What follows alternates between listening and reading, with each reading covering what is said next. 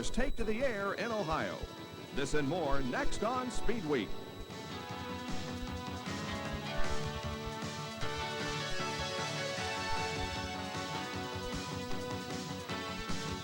SpeedWeek is brought to you by Dodge Cars and Trucks. On the street or off the road, it's the new spirit of Dodge. Hi, everyone, and welcome to SpeedWeek. I'm Bob Jenkins. As you know by now, on Tuesday, a terrible earthquake hit Central California, an area of the country where auto racing is very popular. And that area hosted the final IndyCar race on Sunday at Laguna Seca and the kart banquet on Monday night. Now, kart officials were unable to get out of San Francisco, but all have been accounted for and are okay. News regarding the rest of the racing community not as good, with phone lines jammed and power lines down. Information is very hard to get, but we hear that Tim Coffeen, a former mechanic for the Machinist Union racing team, currently with Newman Haas, has been reported missing. And the Mickey Thompson off-road race scheduled for next Saturday at Candlestick Park has been canceled. Well, we do have racing action for you tonight, starting off with NASCAR. The Holly Farms 400 at North Wilkesboro, North Carolina, the final short-track Winston Cup race of the year, will be remembered for a long time. Now, by comparing the Winston Cup points before and after the race, you'd think that little happened, but that was far from the way it really was. The lineup was determined according to points before Charlotte, so Dale Earnhardt was on the pole, Rusty Wallace alongside, and Mark Martin inside row 2. Now, Earnhardt had lost the points lead to Rusty at Charlotte, but was determined to get it back, jumping out to a big lead and holding it for most of the 400 laps. Martin also led, although he had complained before the race about not being comfortable with the radial tires, and it was during his early pace that Jeff Bodine, who simply wasn't running well, went a lap down. But when Larry Pearson, Hut Strickland, and Kyle Petty got tangled up on the front stretch, watch the yellow streak, that's Bodine, he got his lap back, passing then leader Earnhardt. Rusty, meanwhile, was never a leader and never a real threat. He stayed on the lead lap all day, but obviously wasn't going to win. So who was? Well, most would have put their money on Earnhardt until the last lap. That's when Ricky Rudd made his bid. Recall last year, these two were sent to the penalty box for rough driving. If Dale can win, he'll go back into the points lead. Rusty is currently running 10th. As they came down for the white flag, Ricky pulled alongside Dale. Into turn 1, they touch, both slide toward the outside wall. Bodine is waiting in third place for something like this to happen. He inherits the lead and wins his first since June of '88. Meanwhile, on pit road, Dale and Ricky have gathered their pit crews together for a, shall we say, discussion. There are lots of heated words, but no blows are exchanged. Well, I don't know. Dale and I got together. His handling went away after that last restart, and I got on the inside of him. I felt like he came down on me. I don't know. All I know is we got together. You know, I hated that happening. We were going to have a good run for the victory there. I gave him the whole bottom lane. You knocked the out of this way. How will this affect your championship view from here on? You get 3 more to go. What do you think? They ought to find it. Make him sit out the rest of the year, I think. The incident was costly for Dale. Rusty's 7th place finish resulted in a 2-point net gain. He's now 37 ahead. Martin was the big winner, gaining a total of 29. He's now only 128 behind with 3 races to go. That last lap crash certainly has created a lot of controversy. Who do you think was to blame, Dale Earnhardt or Ricky Rudd? Dial 1-900-990-9000 on your touch-tone phone to participate in our unscientific survey. To vote for Earnhardt, press 1. To vote for Rudd, press number 2.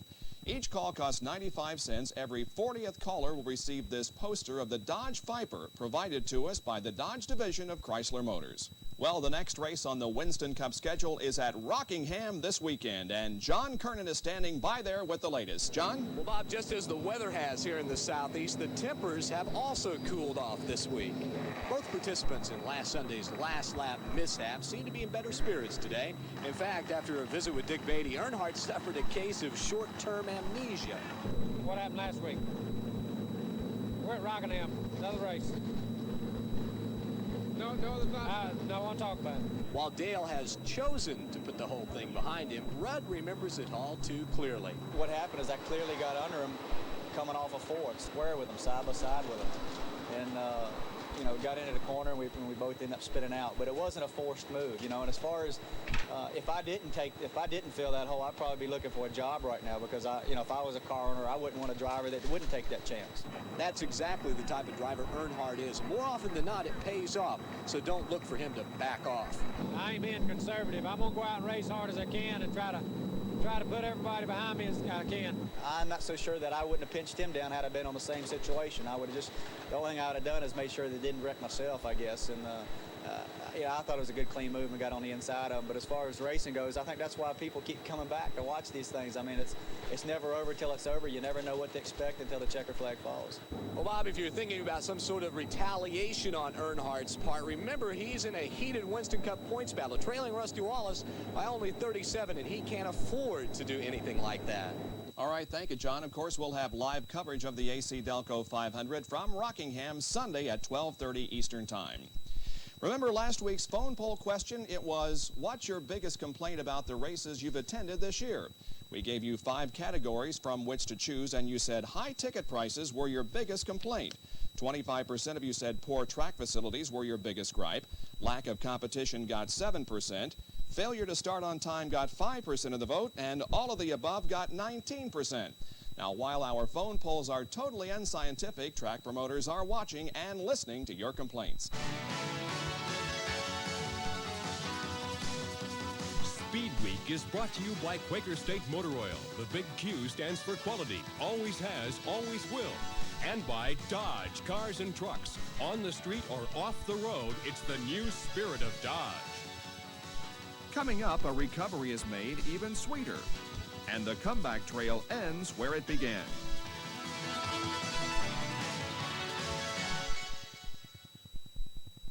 There's a rough road ahead with no end in sight. Quaker State engines don't know when to quit. Quaker State is quality engineered to exceed every single American, European, and Japanese car maker's U.S. requirements for maximum engine protection. So pistons are protected from friction mile after mile. Valves are protected from wear year in, year out. That's why Quaker State engines run strong and run long. Quaker State engines don't know when to quit. The big Q stands for quality. Always has, always will.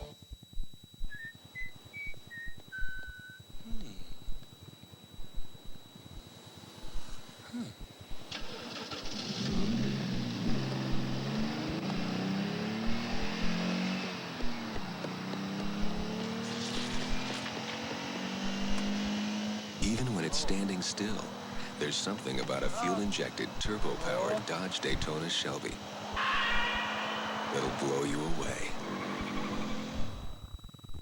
Members of the National Council of Corvette Clubs. To them, there's no car but a vet and no tire but a Goodyear Eagle ZR. We invited them to a showdown. Dunlop D40 M2 against Eagle ZR. Slaloms on wet and dry roads. Hard cornering. Braking. Comfort and noise on the highway. Which tire would they buy now? All 10 pick the Dunlop D40 M2. Dunlop outperforms.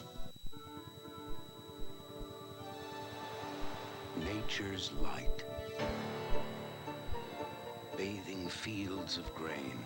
Enriching full, fresh hops. Giving life to sparkling streams, nourishing all the natural things that go into making Bud Light.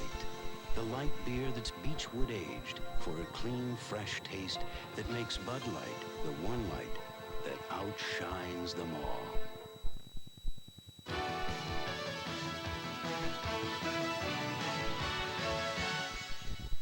As we told you earlier, there was a big racing weekend at Laguna Seca. On Saturday, during the Marlboro Challenge, Bobby Rahal was fined for blatantly blocking Teo Fabi on the last lap of the race. Fabi passed Rahal as the two entered turn number 1 and then decided to give him a brake test. Fabi was also fined and placed on probation until June 17th of next year. Allenzer Jr. won the $252,000 first place prize. Then the next day, the final IndyCar race of this year. Emerson Fittipaldi had already clinched the points title, so with artist Leroy Neiman in attendance, it was time for some of the other kart stars and cars to shine. Rick Mears was on the pole. He's only had one other road course pole in his career, and that was 7 years ago. A big field of cars, 31 showed up, 28 started. Retired baseball star Reggie Jackson passed on watching his former team in the World Series and watched the start from the Penske pits. Danny Sullivan, after leading the first 2 circuits, pitted with brake problems and fell from contention. That put Mears in the lead with Little Al on his tail. Now, Rick would have won the Portland race earlier this year, but ran out of fuel, a scenario that was on the minds of everybody. A day earlier in the Marlboro Challenge, Mario Andretti could run only 2 laps full bore because his fuel economy was so bad. But today, he's got things figured out and leaves after the first set of pit stops. In the past, Laguna Seca has been good to Teo Fabi, but not today.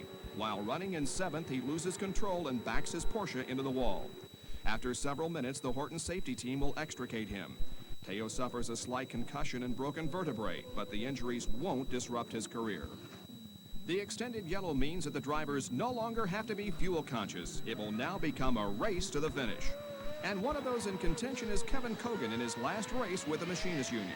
He ran as high as 2nd before pitting for fuel with just a few laps remaining. But at the end, Mears was able to hold off Mario for the win. Al Jr. was 3rd. It was Rick's first road course victory since suffering severe foot and leg injuries in a crash in 1984. Now you're in victory lane, the last race of the year in 1989, and you have won a road race for the first time in the 80s, so to speak. How does it feel? Well, maybe there is hope for us old circle track drivers after all. Here's the way the 1989 CART PPG points break down. Emerson Fittipaldi is the champion, followed by Mears, Michael Andretti, Fabi, and Allenser Jr. The second 5 consist of Mario, Danny, Scott Pruitt, the leading non-Chevrolet driver, Bobby Rahal, and Ari Lyondike. The top 20 in points shared in the $1.5 million handed out at the CART banquet Monday night. Fittipaldi took home a record $410,000, pushing his earnings for the year to another record $2.12 million. Mo, we hear, is still negotiating with Roger Penske to join Rick Mears and Danny Sullivan on a 3-car Penske racing team next year. And then there's the rumor about John Andretti. Have you and Uncle Mario and Cousin Michael talked about the possibility of a 3-car team? That's for me to know and you to find out, Gary. You just answered my question. The American Racing Series also concluded last weekend at Laguna Seca. Going in, Mike Groff had an 8-point lead over Tommy Byrne. In order to win the championship, Byrne had to sit on the pole, lead the most laps, and win the race. Part 1 of the plan was successful. Tommy would start from the pole, Groff 8th. Pressure? What pressure? At the green, Byrne jumped to the early lead. Groff moved to 5th. But passing on the demanding 2.2-mile course is not easy. Jim Vassar's bonsai move under Vinicio Salmi reminded us of Fabrizio Barbosa a couple of years ago. Byrne, meanwhile, appeared to be having an easy time of it, leading the first 30 laps. But then, with 4 circuits to go, Australian Arthur Abraham loses it in turn 11. He overcorrects and takes the Irishman into the wall. The championship is gone. Meanwhile, Mike Groff's crew goes crazy. All their driver has to do is hold his position. He's in 2nd. Behind the new leader, Johnny O'Connell, badly injured in a crash at Nazareth just 2 weeks ago. O'Connell, unable to shift because of an injured left ankle, goes on to take his first ever ARS win. You know, this morning in warm-up, the car felt good, and in the race, it got, you hate to win them like that. What were the thoughts inside the helmet when you saw what had transpired in front of you? Well, I couldn't believe it. It was just exactly what we needed. Tommy was running real good, and that's exactly what we needed to have happen. And, I'm sorry for Tommy, but I'm glad to win the championship. Car was going better than ever it did before. With 5 laps to go, nobody can account for that kind of thing. But, as I said, I just told my friends here, nobody died. It's the 2nd year in a row that Byrne has lost the championship in the final event.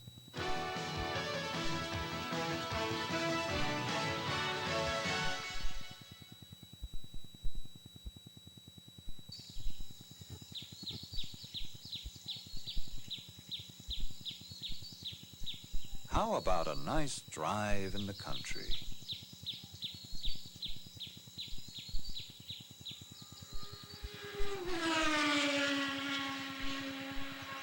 Now, wasn't that nice?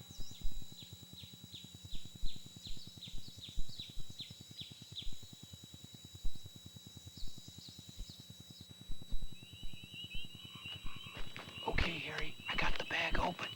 Now, which way is that old snipe gonna come from? Reliable information about hunting isn't hard to find. Harry? Just go to your local Winchester Ammunition Advisory Center before you look like a babe in the woods. Harry? Get a Winchester disposable camera for $4.95 when you buy Winchester centerfire rifle ammunition from these advisory center locations.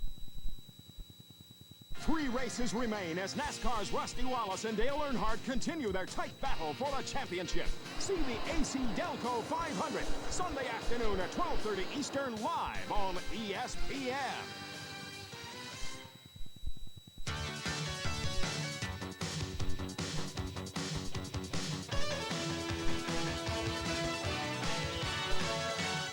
Two titles were decided, one remains in question, and a comeback was completed at the NHRA Fall Nationals at Firebird Raceway near Phoenix. Before Bob Glidden lined up in the finals against Darrell Alderman, he had already clinched the World Championship. But Alderman is going to be tough to beat. His Dodge Daytona hasn't lost this year in 3 final round appearances. Darrell is first off the line, and although Glidden has a faster ET, Alderman wins again. But Glidden isn't a loser. It's his 10th Pro Stock title and 5th straight. Shirley Muldowney has made it to the finals for the 3rd time in the last 6 meets, but she hasn't won yet. It would be ironic if she could win here today at Firebird. This is where she returned to racing in 1986 after a crash in Canada in 1984. Her opponent is Darrell Gwynn. I didn't let anything distract me, put it in the lights, deep staged it, and away we went. And about half track, he wasn't there, and I went, this is it. Today is our day, and I'm very, very thankful. It was her first win in more than 6 years and the 18th of her career. For Shirley and husband and crew chief Ron Tobler, it's a successful end to a long comeback. Top Fuel title will be decided at the final event of the year next weekend in Pomona, California. Gary Ormsby still leads Joe Amato, but by only 572 points. The other division championship that was decided, well, Rick DeBrule has the story of the man who knocked the king off his throne. Bruce Larson came into the Fall Nationals here at Firebird Raceway near Phoenix, knowing he had a pretty good chance of winning the Funny Car Championship. What he didn't know if he was going to win both the championship and the race on the same day. But to find out the answer to that, he really didn't have to go too far, because when they handed out pit assignments, the guy they put him next to was Don the Snake Prudhomme, the man he had to face in the finals. All Larson needed to clinch his first Funny Car Championship was to win his first round. But when he did, beating R.C. Sherman, there was no time to celebrate. He had another round to get ready for. But it did change his outlook. It was the relief of a lot of pressure that's been built up for, at least half the season. We've had a tremendous amount of pressure on the crew, and the sponsors have been watching us and saying we're doing a good job, but they wanted us to see us win the World Championship. All that pressure was something new to me. Not that Larson isn't used to winning. He has been drag racing since 1954, making a name for himself along the East Coast. Back in the mid-60s, he held the old NHRA A Sports and AA Sports records. But he never did seem to break into that top group of funny car drivers. And in fact, at one point he had to scale back his operation drastically just to stay afloat. But he didn't give up. I used to always say to prospective sponsors or people that were involved, we want to win the World Championship, but I said it with tongue-in-cheek. And then probably about 4 years ago, it started to get real when we got sponsorship from Century Tax and Gauges and when we got on Joe Amato's team. And we knew that we were lined up for it. The Fall National race was simply an example of that. He beat Sherman, Ed McCullough, and Kenny Bernstein until he finally faced Don Prudhomme in the finals. Prudhomme started to smoke his tires a little bit before I did, I guess, but I smoked mine a good ways too, so it was just a battle to hold the car straight and get there before him. It was his 5th national victory this year, and for Larson, it means he can race the rest of the year just like he did 30 years ago, for fun. In Phoenix, I'm Rick DeBrule reporting for SpeedWeek.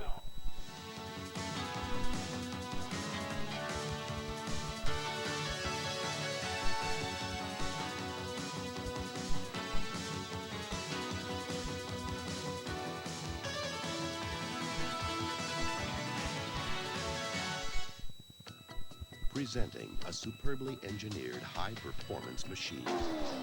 One that's been race-bred by the world's finest drivers to deliver the ultimate overall performance. What do we call this masterpiece of engineering? Bosch Platinum, the ultimate spark plug. Drive it today and find out for yourself why so many champions prefer Bosch. Available at Kmart and other fine auto parts stores. Installed at most Precision Tune Centers. Members of the National Council of Corvette Clubs. To them, there's no car but a vet and no tire but a Goodyear Eagle ZR. We invited them to a showdown. Dunlop D40 M2 against Eagle ZR.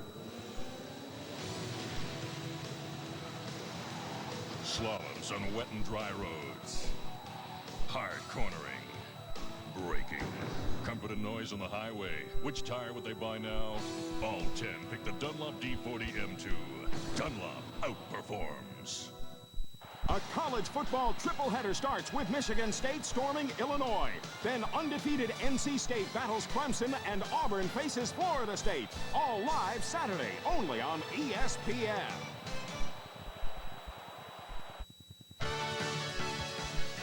Much of the historic video seen on ESPN SpeedWeek is courtesy of Dick Wallen's Racing Classics.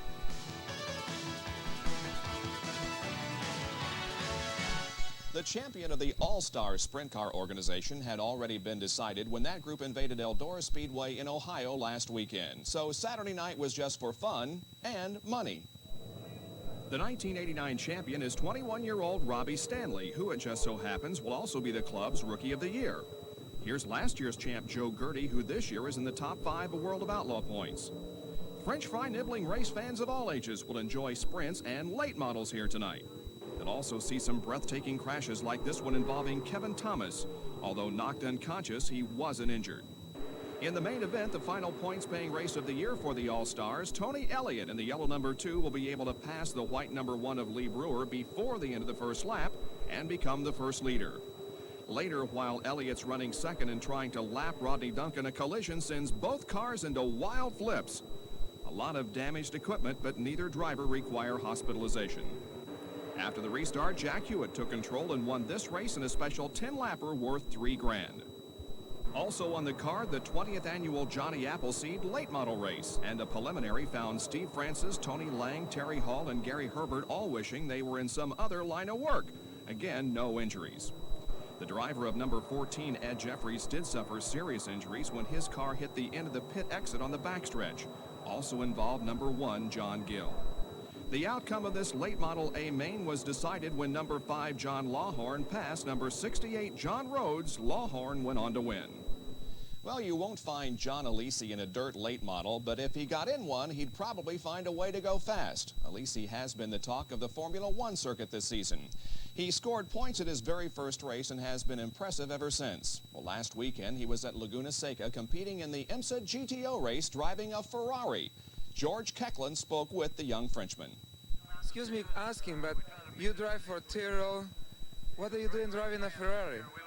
Because it's so fantastic to drive this type of car.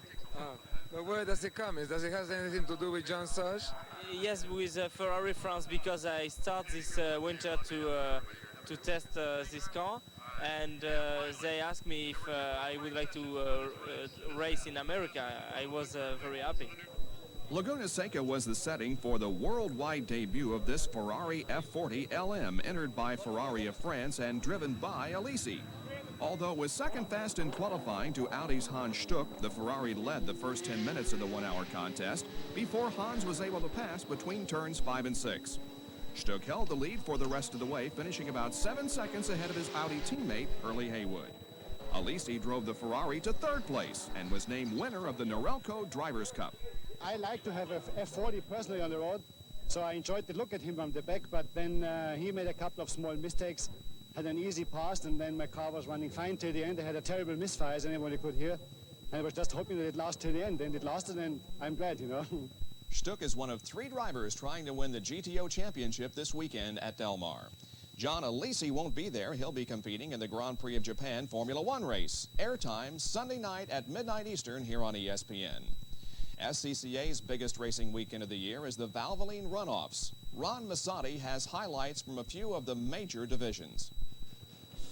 Over 500 drivers and their crews convened at the 2.5-mile North Georgia facility to compete for 22 national championships. The Formula Ford title was won by Richard Bammer of Marco, Florida. Bammer moved from his second qualifying spot to lead flag to flag in a hotly contested 31-car field. The thundering GT1 gold medal was won by Morris Clement of Collinsville, Illinois. Clement, a past GT2 champion, dominated the GT1 scene by winning the pole with a new lap record and leading every lap to victory. 21-year-old Wayne Serbo of Towako, New Jersey, was crowned a Formula Atlantic champion in only his 3rd year of racing. Tom Foster of Hickman, California, took his 7th national championship in C Sports Racing in a runaway domination as Tracer teammate Chuck Billington of Modesto, California, took second, just ahead of Californian rival Nancy James. The E-Production laurels were won by Joe Cogbill of Norcross, Georgia, after avoiding both a second-lap mishap and battling his second-place rival Rock Best of Louisville, North Carolina. In showroom stock GT, Boris Said III of Stamford, Connecticut, led a freight train of Camaros and Mustangs to his first national championship. For SpeedWeek, I'm Ron Masadi. The Valvoline runoffs were marred by the death of Formula Atlantic driver Scott Liebler of Manhattan, Kansas.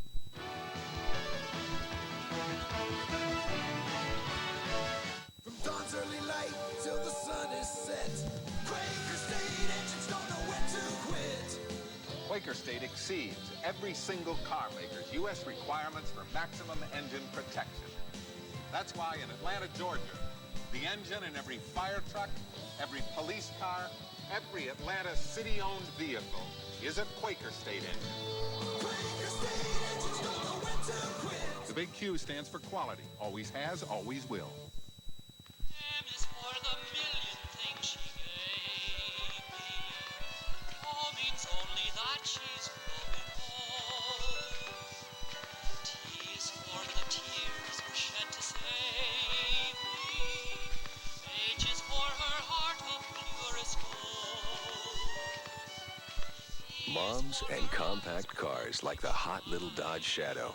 Somehow they aren't making them like they used to.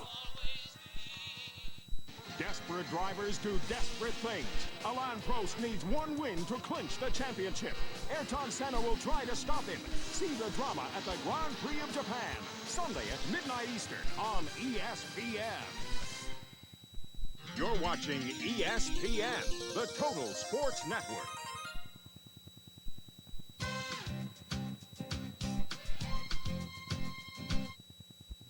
And finally, some of the things IndyCar drivers enjoy the most when they go to the Monterey area of California: the restaurants, the beaches, and the golf courses.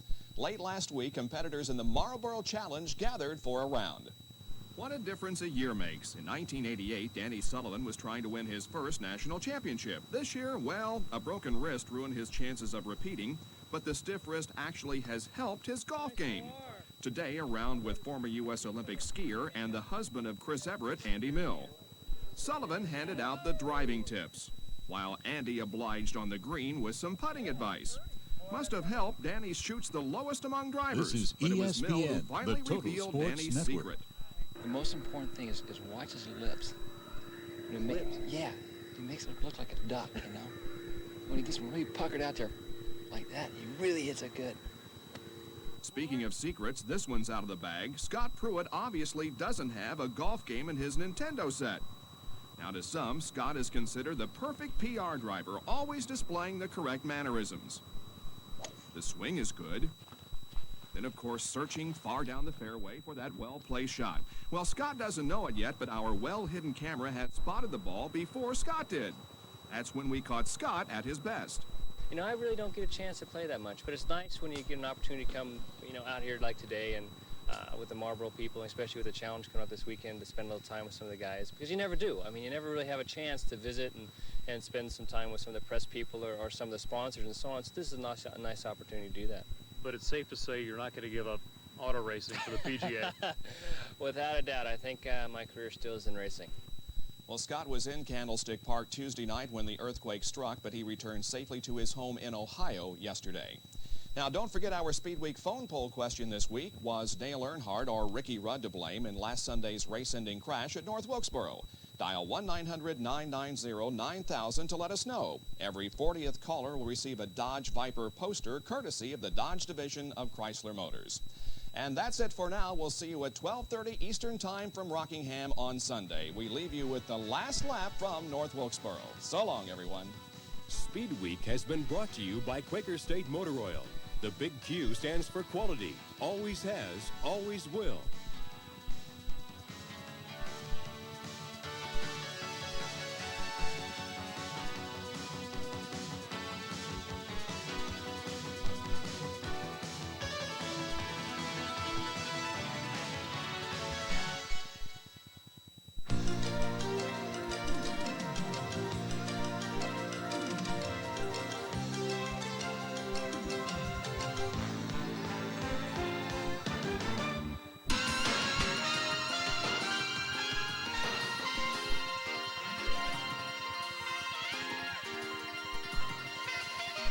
Motorweek Illustrated is brought to you by Quaker State. The big Q stands for quality. Always has, always will.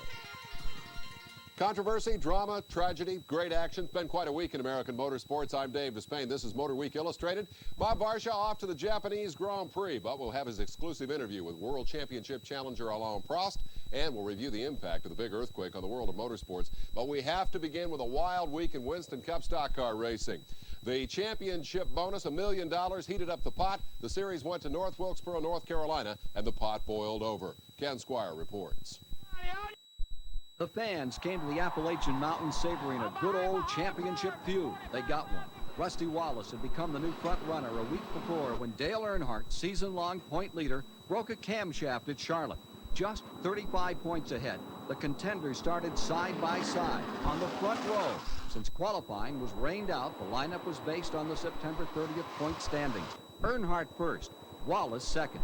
Dale went straight to the front, leading 342 of the 400 laps.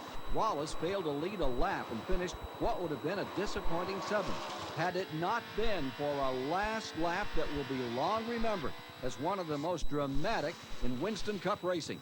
The field, bunched by a late restart, headed into the final lap. Ricky Rudd's green Buick, the only serious threat to Earnhardt's dominance. What happened next sent ESPN stock car anchor Bob Jenkins reaching for the top of his voice range. Here comes the field down for the white flag. One more to go. Rudd is inside of Dale Earnhardt as they go into turn number one, and both of them spin. And Jeff Bodine takes the lead. Earnhardt spins along with Ricky Rudd. Here comes Jeff Bodine, who'll come down and win the Holly Farms 400. Bodine wins. That wreck dropped Earnhardt and Rudd to 9th and 10th and moved everyone else up 2 notches. I'm Ken Squire from Motorweek Illustrated. Well, 10th place for Earnhardt may prove critical in the win chase. Rusty Wallace now leads by 37 points. The crash cost Earnhardt a possible 41, enough to put him back in the point lead. Now, if Earnhardt loses the championship bonus by that amount or less, North Wilkesboro may be remembered as the scene of a $1 million crash.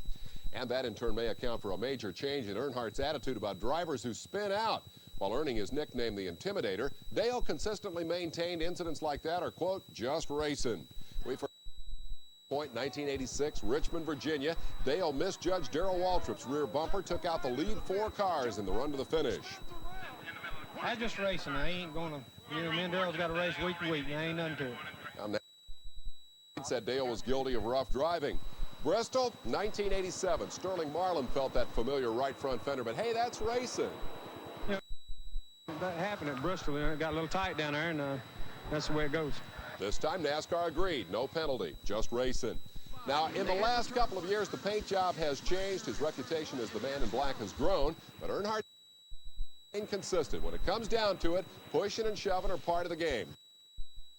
But last Sunday, things were different. When Earnhardt's car also went spinning, changed dramatically. What happened up there?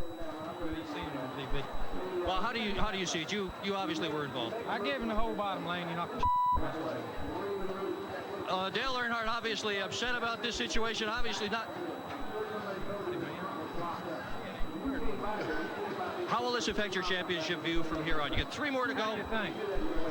They ought to find that son of a make him sit out the rest of the year.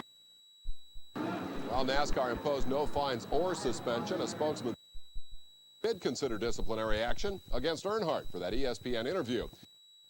The spokesman said it was just, quote, good, hard racing.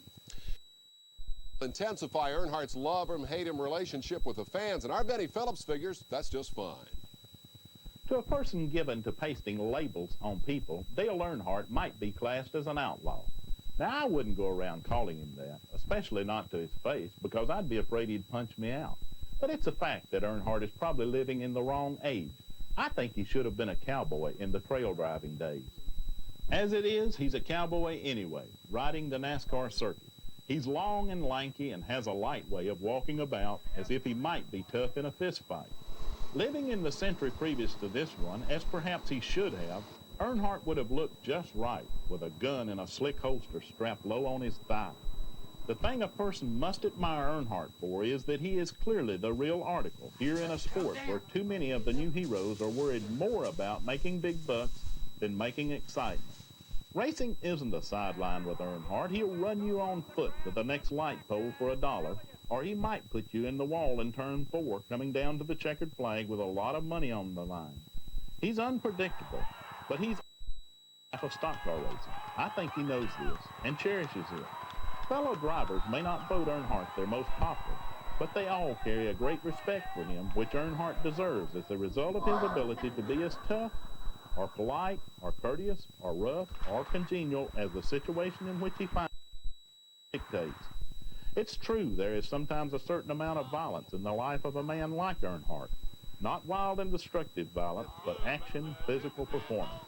He takes pride in accomplishment involving danger and challenge. And therein, I think, lies his appeal. I'm glad the sport has one guy like Earnhardt, and I think you are too, whether you like him or not. Thank you, Betty. To get an idea how the Carolina fans feel, listen for the cheers and the boos when Earnhardt and Ricky Rudd are introduced Sunday at Rockingham. We'll have the exclusive coverage for you live 12:30 Eastern Time. If you have an opinion about the North Wilkes controversy, drop us a line. Motorweek is at 1281 Fowler Street Northwest, Atlanta, Georgia 30318. Now, in light of everything else that happened this week, the collapse of a racetrack grandstand is a frightening notion. All the seats were full. Thompson Speedway last Sunday, a section of bleachers caved in. The state of Connecticut rigidly controls racing and had inspected the bleachers twice this year. Heavy rain may have contributed to the incident. Officials sent everybody home rather than risk additional problems. 9 people treated and released at area hospitals. No serious injuries. And the 7 main events scheduled for this big season's finale will now run on November the 5th. The Indy cars visited earthquake country. Have the race news and the quake news right after this.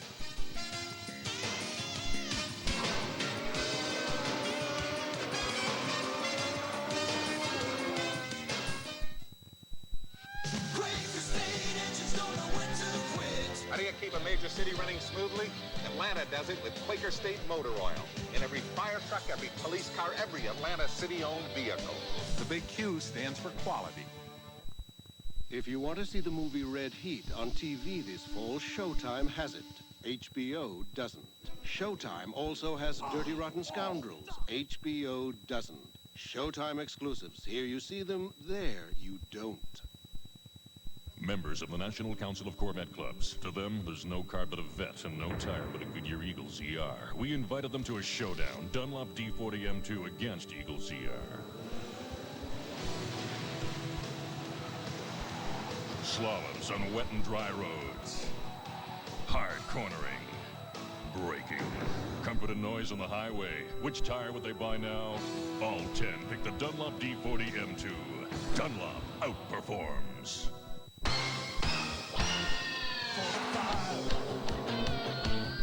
For the drive, for pushing hard, each time you try. For the heroes, for the team, for keeping you cool, for coming through this burns for you. They're legends in the NASCAR circuit. Junior Johnson and the Budweiser Racing Team. This Bud's for you. It started in Japan in 1907 and became one of the most respected automobile companies in the world, Daihatsu. Nearly 1 million vehicles a year, sold in over 130 countries. Cars, trucks, and utility vehicles of incredible quality at an affordable price. Daihatsu's reputation for reliability is well known throughout the world. See Daihatsu today, one of the most respected names in Japan for over 80 years, Daihatsu. Northern California's major racetracks escaped major damage in the big earthquake. Laguna Seca is okay. Sears Point okay. The sports cars will run there this weekend, SCCA Regional. Stadium truck racing will not happen at the Oakland Coliseum next weekend. They'll probably still be playing baseball. After Monday's kart banquet, the officials and teams left town, some just barely. Danny Sullivan's PR guy lifted off at 5:02. The quake hit San Francisco Airport 2 minutes later. And several teams volunteered to help with the relief effort. Bernard Jourdain's hospitality unit pressed into service as a police command center and soup kitchen. Almost forgotten in the quake aftermath, the season's finale itself, Laguna Seca Raceway was the scene. Our Chris McClure was there. The Saturday afternoon Marlboro Challenge offered a significant pot of gold to the 10 best from 1989. From the pole, Emerson Fittipaldi was never in the hunt. He settled for 8th.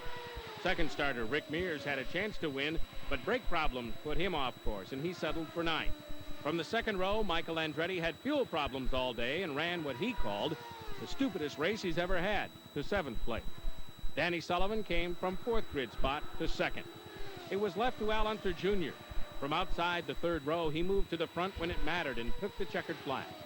In his wallet, it was worth a cool $250,000. For his psyche, it was much more valuable. Since the crash at Indy, Little Al and the Gallus team had been inconsistent, often uncompetitive. This will make their winter a good deal more tolerable.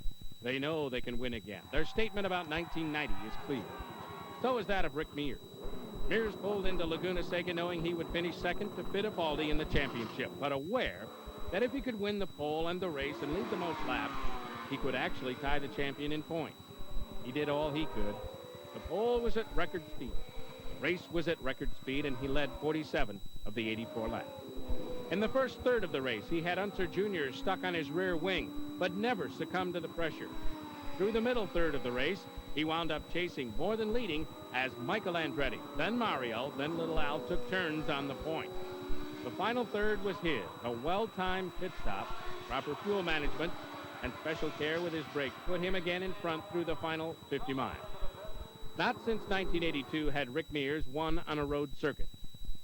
Well, maybe there is hope for us old circle track drivers after all. For Motorweek Illustrated, this is Chris McClure. Well, Teo Fabi didn't have much fun in the last race of the year. On Saturday, Bobby Rahal blocked Teo's attempt to take 3rd place in the Marlboro Challenge. The blocking earned Rahal a fine of undisclosed amount from kart officials. After the checker, Fabi drew a fine of his own and a 5-race probation for diving in front of Rahal and, watch this, short-breaking him pretty badly. On Sunday, Fabi crashed big time, fracturing a vertebrae, but in a couple of days he was out of the hospital and headed home to Italy, his injury protected by a cervical collar. And IndyCar racing lost a hero this week. Freddie Agabation started in jalopies in the 30s and drove the first turbocharged car in the Indy 500. It had a Cummins diesel truck engine, weighed 1,000 pounds more than its competition, and Freddie put it on the pole. Agabation willingly coached Indy newcomer Roger Ward. Ward later asked why. Freddie said, "If you make a mistake on the track, I may be a guy behind you." I will remember Freddie for his wonderful gravelly radio voice that brought the excitement of the Indy 500 to a kid who couldn't be there. Freddie Agabation died this week at age 76. Almost at a conclusion now. I'd say within about another 15 laps, they'll be running out there like a trophy dash, just like gangbusters.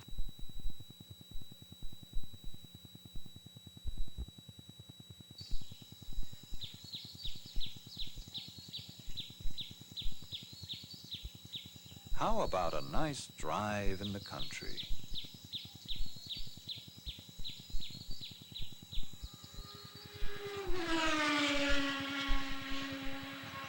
Now, wasn't that nice?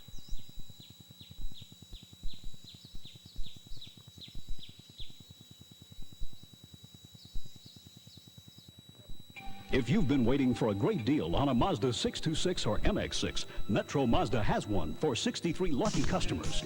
The great demand for Mazda's new sports car, the Miata, has forced Metro Mazda to seek higher factory allocations. To get them, Metro Mazda must sell 63 in-stock MX-6 or 626 models for just $389 over invoice. But hurry, this special $389 over invoice price is limited to the next 63 626 or MX-6 buyers only at Metro Mazda.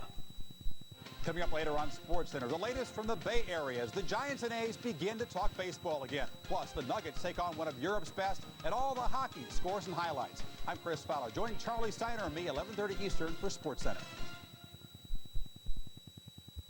There are 2 races left in the Grand Prix season. Our Bob Varsha brings you the action only on ESPN. This week, Bob's exclusive report on the man who would be champion of a series he doesn't like very much.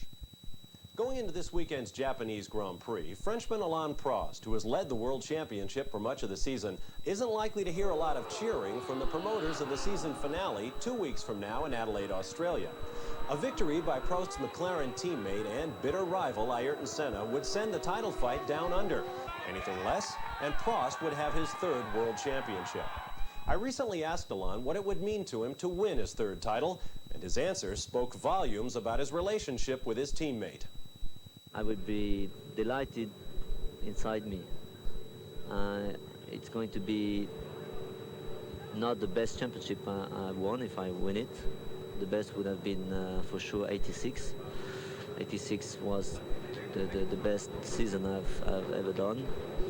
But I would be very happy, you know, because I know that some people are not going to be happy about that, and I will be even more delighted. Now, Japan will also mark the return of Prost's 1990 Ferrari teammate Nigel Mansell from an unprecedented suspension for failing to heed a black flag in the recent Portuguese Grand Prix. Once again, without naming names, Prost sees the Mansell incident as the symptom of a larger problem in the sport. At the moment, Formula One is, I mean, I still say the same type of things since the last 2 or 3 years, but Formula One is not going in a good direction if we go this way. You know, a lot of fight, a lot of fines for anything, a lot of problems, polemics, and some people want to control Formula One, even some teams want to control Formula One, and it's not good. Well, far from not good, Prost's distaste for the current situation in Formula One is such that despite a Ferrari contract that will pay him an estimated $9 million next year, Alain's not even sure he will be in the sport when his driving days are over. That's a very good question, because if you have asked me this question 2 years ago, even last year, even at the beginning of the year, I would have said 99% sure I want to be involved in motor racing again. I mean, building a team or something like this. That was always my ambition.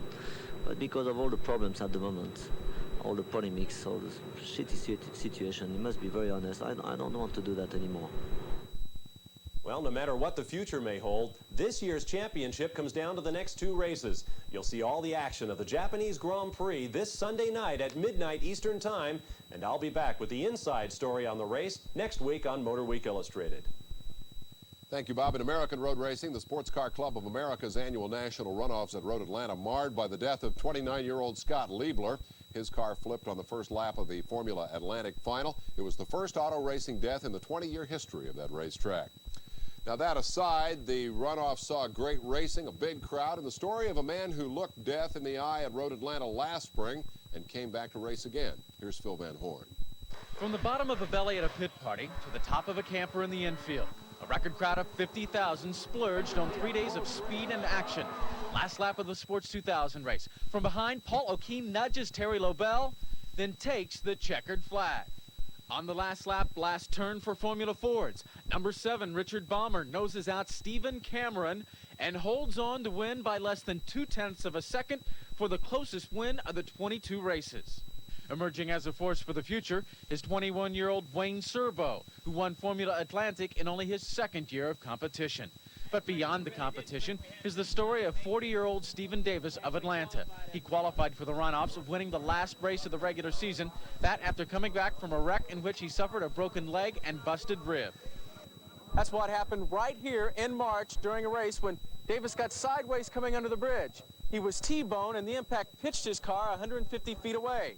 While others might have considered retirement, Davis focused on rehabilitation. He missed 5 races, but in the Formula V final, his number 80 was right there, challenging for the lead until the shifter broke on the last lap. Bill Noble took the win, but Davis scored a victory just by being there. I shouldn't be frustrated. I feel like we've accomplished a great deal this year, and we had a hell of a run. Qualified 5th in a brand new car, and we led it. I mean, we could have won it. So it's just one of those things. I don't want to say that's racing, but, you know, it does happen. And it's time for head exchange and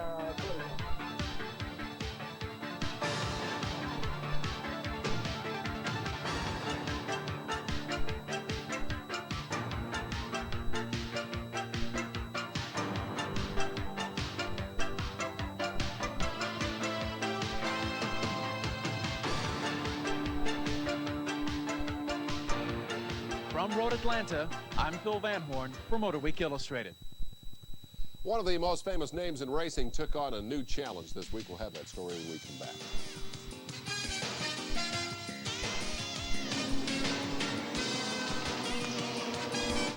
To show how Firestone Firehawk tires perform, we occasionally take some of them for a little weekend drive. At the toughest tracks across the country. We race on the same Firehawk SV street tires you can buy. Over 1 million miles now, and still counting. Firestone, watch us. We're on the move. Great weekend. Sure went fast. Yeah, the details do matter. Let's face it, the entire performance potential of your car can come down to whether you install the right tune-up parts. It's actually reassuring to me to know that Excel's street and racing points are the same. And the thing about Excel's 10 Alkyd cap and rotor sets is that they eliminate carbon tracking and misfiring. Excel, the good stuff. You'll find Excel tune-up parts at these and other fine auto parts stores coast to coast. An F40 Ferrari will cost you $250,000 from the factory. Street prices run 4 times that. So the F40 that showed up at Laguna Seca last weekend created quite a stir. Ralph Shaheen reports. Most of the teams in IMSA's GTO and GTU series are not very secretive about what they have inside their trailers. They tend to leave the canopies wide open and let the fans just browse around. But one team showed up at the Laguna Seca round of this year's series, and they brought with them a very secretive piece of racing equipment. And what exactly is going on behind the closed doors? It's the debut of Ferrari's twin-turbo V8 F40 LM by Ferrari of France. Why so secretive? Well, Wally Dallenbach Jr. thinks he has an idea. Well, they must be cheating if they got all the doors shut. That's the only thing I can think of. I don't know what they could be hiding. They ran real well with us so far. They run real good, considering this is their first race with us. But I don't know. I mean, if they think they're going to psych us out, they've got another thing coming. We have no secret. We don't want to, to prevent the people to see the car. It was just to work quietly, and then when the work was finished, we showed the car outside. In stock form, the F40 is already one of the fastest cars in any neighborhood. So the question arises, just how stock is this one? Ferrari wanted us to bring really a car which is very close to the road car. You know, the modification we have on the car, bigger turbos, a bigger wing, and, big intercoolers, bigger wheels, and, the radiator on the front is a bit bigger, and that's all. For Jean Elissé, who was born in Italy, racing a Ferrari is a dream come true. For me, it's very important to drive for the first time this car in America. As for the future of the team, don't expect to see them at Daytona in '90 due to the team's lack of endurance training. But according to Jean Sarge, team manager, the rest of the field might be seeing red for a long time. For Motorweek Illustrated, I'm Ralph Shaheen. So how did the secret weapon perform once it got to the racetrack? Well, not bad. Not bad at all. In fact, Elissé took the top spot from Hans Stuck on the opening lap, held it 6 laps, and then Hans said enough for this new Ferrari and retook the lead. That left the red car to get a taste of road racing American style. Check it out. Out of this tire-smoking, fender-banging, dirt-slinging battle for second, third, and fourth, Stuck's teammate, Hurley Haywood, emerged as runner-up. But in the midst of the Audi sweep, the winner liked the looks of that Ferrari. In the start, he passed me, and I like to have a F40 personally on the road, so I enjoyed the look at him from the back, but then he made a couple of small mistakes, had an easy pass, and then my car was running fine till the end. I had a terrible misfire, as anybody could hear, and I was just hoping that it lasted till the end, and it lasted, and I'm glad, And now what's this? In GTU, Amos Johnson bounced off the racetrack. His title hopes sail out the window. Jeremy Dale took the win in his Dodge Daytona. The race runner-up Bob Leitzinger clinched the series crown. Hats off to the Laguna Seca winners and our U.S. Air Force Reserve Commander's Performance Award to the Ferrari team. Their presence not only added an interest and excitement for the fans, but they were great on the racetrack. Congratulations from the 439th Tactical Airlift Wing, Westover Air Force Base in Massachusetts. Still ahead, we'll have a heartwarming comeback and a long-sought record, so stay with us.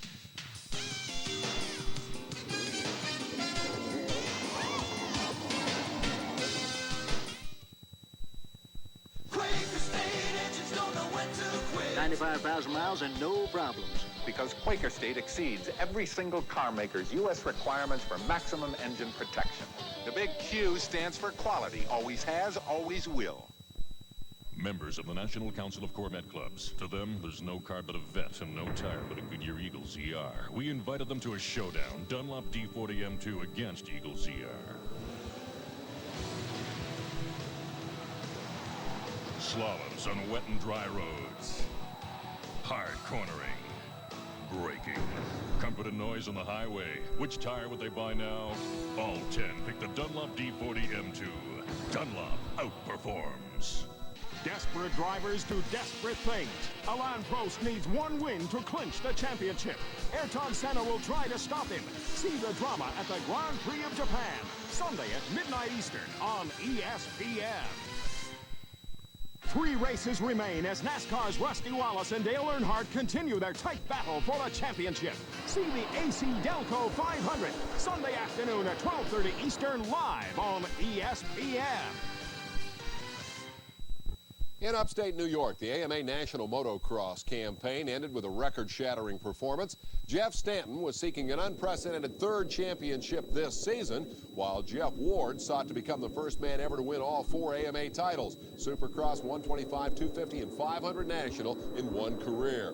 Now, Ward was not dazzling with his pair of 3rd-place race finishes, but that was enough to lock up the championship. Number 111, Jean-Michel Bayle, upstaged Stanton with this pass, took the overall win. Stanton settled for 2nd in the race to the record-riding Ward in the championship. How about it, Jeff? How's it feel to make history? I feel pretty relieved.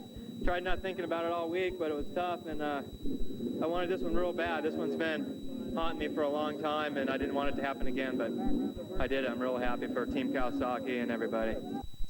And we have saved for last a story of impressive drag racing determination, our Racer of the Week. It is not the Pro Stock champ, Bob Glidden, who earned a remarkable 9th career and 5th straight championship last weekend, nor is it Bruce Larson, though he clinched his first funny car title at Phoenix last weekend. No, we went for somebody else, but first let's put those 2 championships to bed. We go to the Pro Stock final. Indiana's Glidden, near lane. The title is his, win or lose, and this one's an L for the hustling Hoosier. George Alderman beat Glidden on reaction time and won that race by just about a foot. There they come down to the wire. There you see the reaction, and here you'll see the numbers. Reaction time, the difference for Alderman. On to the funny car final. This was Larson's official coronation. He ended Kenny Bernstein's streak of championships at 4 straight, and when Don Prudhomme went up in smoke in the final, Larson put the icing on his championship cake. With several frontline funny car drivers, including Prudhomme, defecting to Top Fuel next year, the future of his kingdom is in some doubt, but for the moment, this guy who has raced funnies across 3 decades is undisputed ruler of their class. So, who is our Racer of the Week? Well, it is this lady. Thank you very much. Shirley Muldowney, new member of the 4-Second Club, recent quick qualifier, making the finals, and finally, last Sunday, winning her first national since that near-fatal crash in Canada, it seems so many years ago. We confess to a little prejudice. She's a former Motorweek Racer of the Year, but when Muldowney beat Darrell Gwynn on reaction time Sunday, it put the finishing touches on a truly heartwarming comeback. Her legs still hurt a lot of times, but winning eases that pain. Welcome back. Good as new, Shirley Muldowney, Motorweek Illustrated Racer of the Week. And our congratulations, too, to Deborah Gregg and Chet Burks, who were married this week, though not to each other. Deborah is the car driver, and Chet is our producer. He and Aaron are honeymooning in Mexico. They won't be back next week, but we will at 11 o'clock Friday night, Eastern Time. Until then, I'm David Spain. Thanks for being here. Motorweek Illustrated has been brought to you by Dunlop High Performance Tires. Dunlop outperforms. Winning on a NASCAR circuit takes dedication, teamwork, and a strong will to succeed. You'll find that same spirit in the Air Force Reserve. We've got a place for you on the winning team. Travel arranged through Eastern, now taking off with terrific fall fares to 17 Florida destinations. At Eastern, we're building a great new airline, one customer at a time.